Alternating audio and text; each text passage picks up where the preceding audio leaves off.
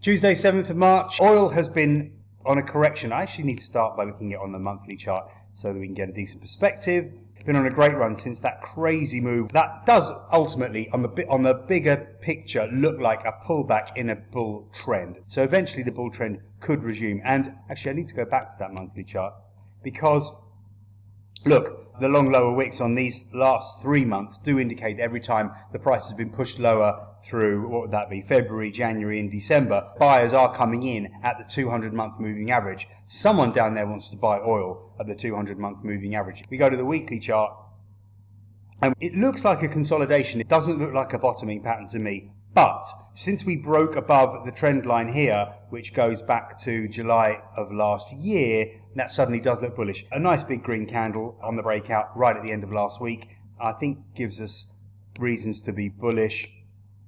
When we look at that more closely on the daily chart, you can see nice candle. Now this was really confusing actually on Friday. The market pushed down. It looked like we'd rejected the trend line. It looked like the shorts were going to win again, just like they'd won here when we tested the 100, the 500 and the trend line. It looked like they were going to win again like they did here, and it looked like they were going to win on Thursday of last week. 200 ticks from the trend line, and then suddenly the market just turned around and soared.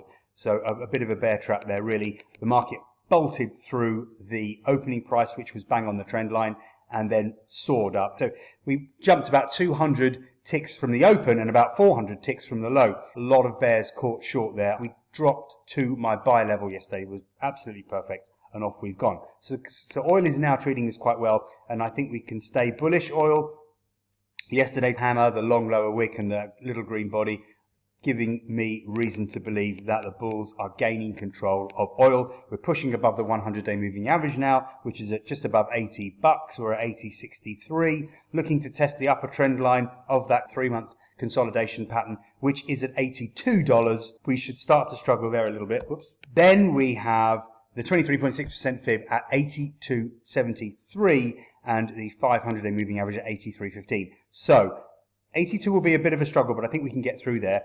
82.70 to 83.20 is going to be more of a struggle. We get through there though, and that's going to be a really strong buy signal for oil, and we can jump $5 quite quickly up to the 200-day moving average, which is going to be around 88.50. Good support in oil around $77.50. I would be buying it probably a little bit above there, probably around $78.50, $78 with a stop below $77.50. That's all I can say on those three commodities for the time being.